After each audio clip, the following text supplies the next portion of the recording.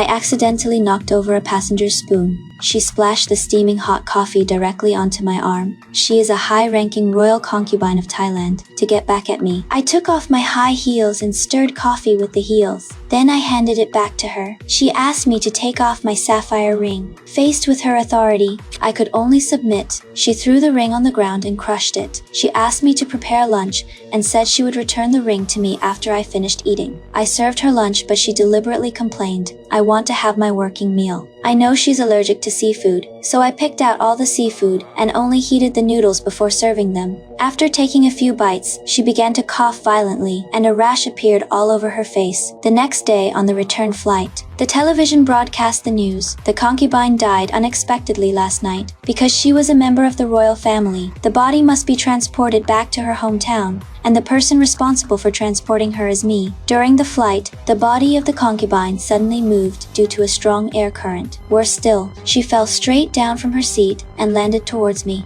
I hurriedly unfastened the seat belt and dragged her back to her seat. I tied it up with a rope. The plane shook again and I suddenly woke up. It turned out to be just a dream, but I was so scared that I couldn't sleep anymore. Just as I was getting up to get some water, I noticed a figure appearing in the cabin. The concubine tied to the seat was gone. The sound of vomiting came from the bathroom. Pushing open the door, there was no one inside. The light suddenly went out, and the door was locked from the outside. Suddenly, a dark figure appeared behind me. I screamed and knocked on the door with all my might. I managed to escape with great difficulty when a service cart suddenly crashed into me. The dark shadow reappeared in the corridor. I grabbed the fire axe. I shouted for the captain to open the door, but he thought I was crazy. In despair, I threw myself at the glass. The captain had no choice. Finally, the cockpit door was opened, and I was tied to my seat. Opposite was the body of the concubine. She suddenly began to cough violently. My hands were tightly bound and I couldn't move at all. After the plane landed, the staff came in. I only found myself kneeling at the feet of the concubine with my hands clasped together.